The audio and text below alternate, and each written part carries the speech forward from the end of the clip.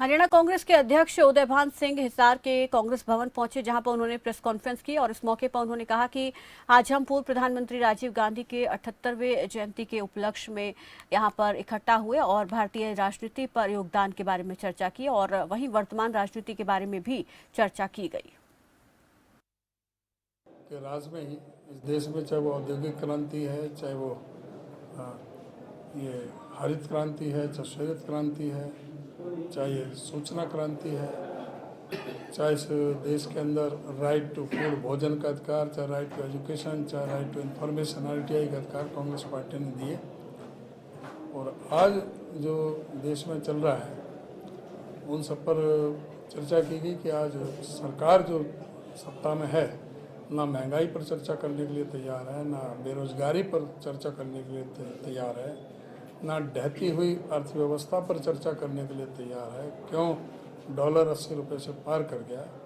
जो कहते थे कि वो डीजल और पेट्रोल अगर 35 रुपये चाहिए तो मोदी जी को प्रधानमंत्री बनाओ, आज जो शतक पार कर गए, चाहे डीजल है, पेट्रोल है, चाहे वो रसोई गैस है जो 400 का सिलेंडर 1100 पर पहुँचा दिया। तो सारी जो महंगाई सभी चीज़ों को हुई है, CNG, PNG और GST, यहाँ तक कि लस्सी पर भी दूध, घी, नमक, तेल, घी, दाल वगैरह सभी पर, शहद, और यहाँ तक कि ये छाछ, हमारे यहाँ छाछ बोलते हैं, आपके लस्सी बोलते हैं, उस पर भी इन्होंने टैक्स लगा दिया। आज आम जनता बहुत दुखी और परेशान है, बेरोजगारी चरम सीमा पर है। अग्निपथ योजना ला करके इन्होंने जहां सेना के साथ धोखा किया, नौजवानों के साथ धोखा किया, जिस तरह से इस्तेमाल किया, 5 किलो राशन दे करके जिस तरह से वोट बटोरने का काम किया, हिंदू मुसलमान में लोगों को बांटने का, एक नफरत की दीवार खड़ी करने के लिए वोट की खेती काटने का काम किया, वो तो इनसे पूछा जाना चाहिए। गरीब आदमियों के लिए तो कहते हैं ये फ्री है, लेकिन जो अमीर आदमियों के, जो अभी 11,19,000 करोड़ रुपए के इन्होंने कर्जे माफ़ किए हैं पूंजीपतियों को, उनके बारे में कुछ नहीं। 5.5 लाख करोड़ रुपए का इन्होंने कॉर्पोरेट टैक्स जो है वो कम करने का काम किया है, उसके लिए कोई नहीं है। अगर कोई राहत कोई गरीब आदमी को दी जाती है तो उसके बारे में कहा जाता है कि फ्री की रेवड़ी।